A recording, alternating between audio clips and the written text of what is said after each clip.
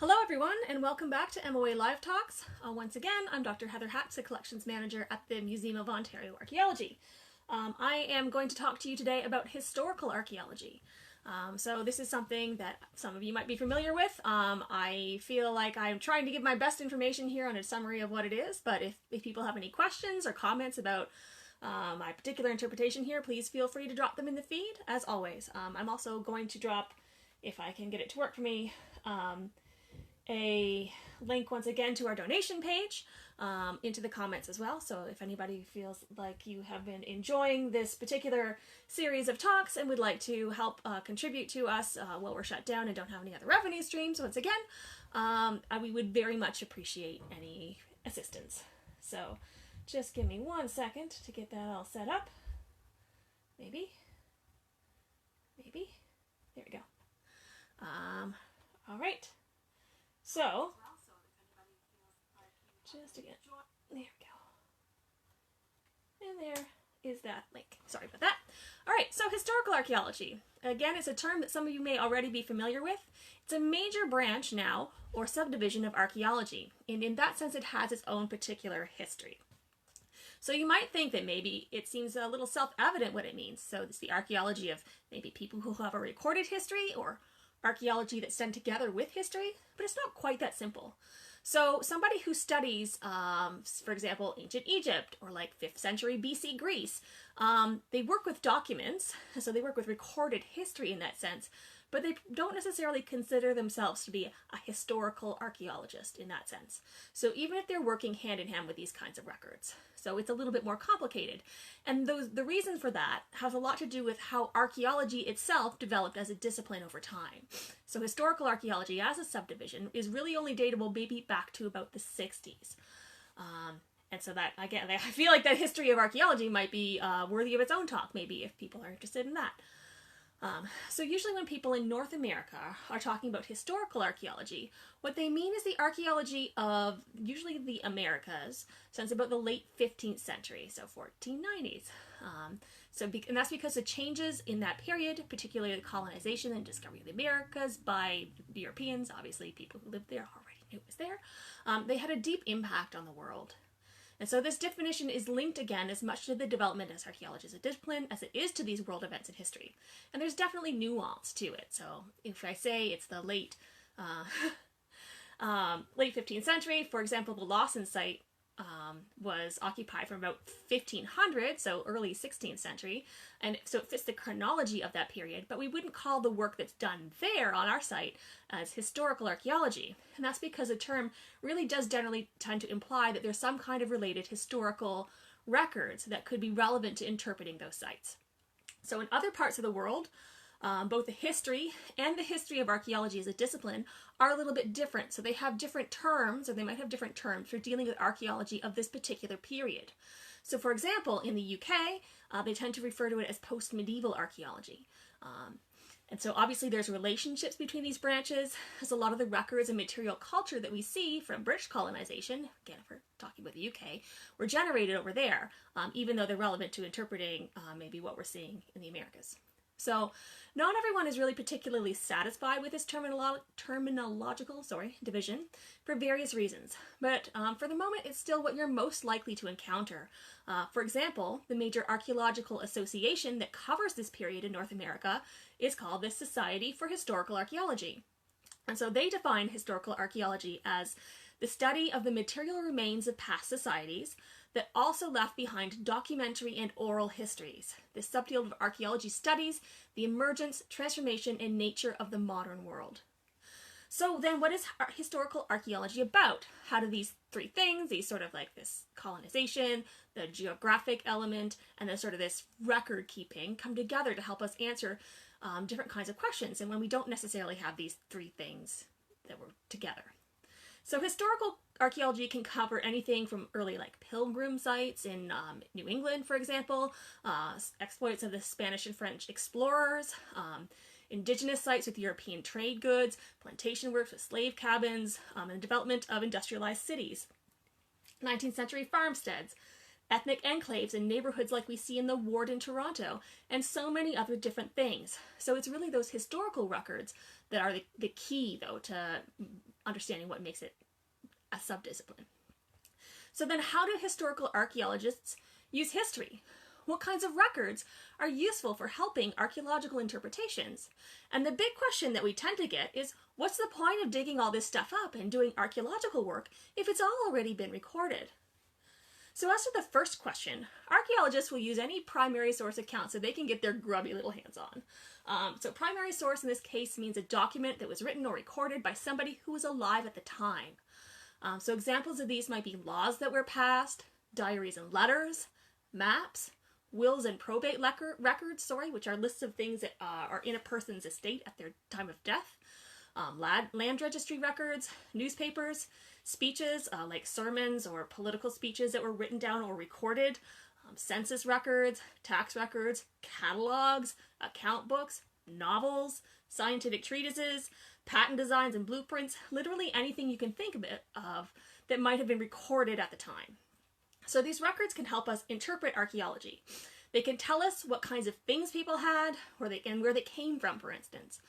They can help us date sites. So factory records, for example, can tell us that a particular style of pottery was made for a specific range of dates. And that if we find that pottery, we know that the feature or site we find it in has to date from during or after that period. Because obviously it can't be from before that pottery was made. So one of the kinds of records that I looked at when I was doing my PhD research in the Bahamas was about advertisements from ships that were selling imported goods, as these gave me a sense of what kinds of things were available to colonists in the Bahamas and where they were coming from. So that sort of sense of trade and interconnectivity. And again, just, are the sorts of things that I'm finding on archaeological sites there, does that match the sorts of things that I know were available at the time? So records can also help us understand behaviors, like why people are choosing to build their houses in a particular style, or why they might have changed how they're disposing of their trash. So, for example, if people were trying to understand why our trash is so different from last year's trash, why they're finding so many more disposable gloves and face masks and household trash, for example, or why there is so much more household trash than waste from offices and businesses this year than last, well, then they could look at the news about the current pandemic, and probably that would help them understand those trends that they're seeing in our waste disposal, so in the archaeological record that we're leaving today. So, like historians, archaeologists have to use these sources critically. So people of the past, like people of the present, often had particular agendas when they were creating these records. So these might be obvious in some contexts, if you're thinking about like newspapers or political speeches, but some things we might think of as being more reliable, like maps for instance, can be completely biased or based on false information.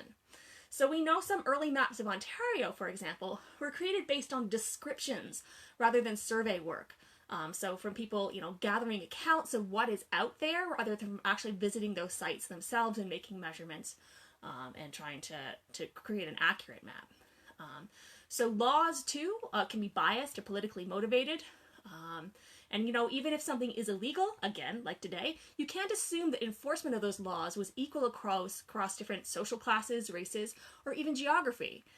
So just because we know that those things were illegal doesn't mean that tells us about how people were actually behaving. So archaeology can help us there. So even just thinking again then about how these historical sources can be biased, you might start to get a sense of how archaeology can provide some new insights. So it can be used to fact check what's being said in historical records in some contexts. So again, like people of the present, people of the past made a lot of claims that weren't true. Fake news, it's always been a thing. And stereotypes as well. So archaeological investigation gives us a way to investigate these biases and to see if we do see evidence of particular behaviors. So if we have like records saying, oh, those people who are living in the next neighborhood over, like those those people over there, they were eating this, like, they were eating, I don't know, some gross food or whatever, then we can actually look and see in their archaeological records and their disposal to see if that was true or not, or if that's just an assumption that people who were making these records had, or a rumor that was being spread to try and make them look bad. So one of the other things that historical archaeology can do then is to help compensate for other kinds of bias. So if we're talking about documents and documentary records and whatnot, then we have to look at who is making them. And that's beyond just identifying the bias of their content, but it's about thinking about who has the ability to create these kinds of documents. Like who has the ability to make records that have going to endure into the what is now the present. So we have to recognize that not everybody did have the ability to make and to record these sorts of things for various reasons. And so if we only look at records, there's a lot of people we'll never know anything about directly. Historical archaeology gives us a chance to redress those absences, or to give voice to the voiceless is a phrase that I hear quite a lot. And I think that's pretty apt. So this often includes groups who have been intentionally marginalized, like indigenous populations, enslaved populations, immigrants, people of color, urban and rural poor, women, children, and so forth. And of course, where these circles overlap, marginalization can be even more intense.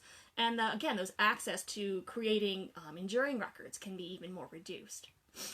So there might be records written about some of these groups, but it's very rare and special often to find things that are written in their own words or that record their own experiences. So archaeologists gives us a way to learn about what people were doing and thinking that might not have been recorded by people in power. So even among the rich and powerful, there are aspects of life that might not get recorded, like things like what kind of food goes into your regular, everyday, average meal, as opposed to something fancy that they might take more effort to write about and record. Or, how is their food being prepared? What kind of hygiene are people practicing? How are they adapting local resources to fashionable trends that are being set on a whole other continent? So there might be records that cover some of these topics, but historical archaeologists can show, for example, how ideas about hygiene are changing over time, or how these new ideas are spreading and being implemented. They're being adopted by some communities or not others, or only being partially adopted. So we can see that in the archaeological record in a way that might not be reflected in what's actually just being recorded. So really, historical archaeology tries to combine multiple lines of evidence, so these records and the archaeology, to answer questions about the past. So one more thing I wanted to say about this focus on the emergence of the modern world that the Society for Historical Archaeology puts into their definition, and why I'm talking sort of more generally about the late 15th century than not necessarily saying 1492 exactly, is because even if we're really mostly talking about understanding the Americas, remember that there is other similar work that's being done around the world on this period that might be called something different, that it's sort of a ballpark date for when we start to be able to identify systems that influence the world to develop in ways that we recognize today as being modern. And it really does have a lot to do with European expansion, not just into the Americas, but elsewhere. So we know that Columbus wasn't looking to find a new continent. He was trying to get to India to compete with other European nations who were already establishing trade colonies there. So when we're examining this period, even in the Americas, or especially in them, we need to recognize how interconnected the world is becoming in this period. And so there might be documents and there might be sites that relate to an earlier experiences elsewhere that help us interpret what we're seeing happen in the Americas. So this is the period in which we start to see the development of technology and ideas that start to enable systemic trends that lead us to international trade systems based around, for example, the labor of enslaved people. So it's useful to recognize the introduction of these things, but also to acknowledge that not everything does revolve around the Europeans.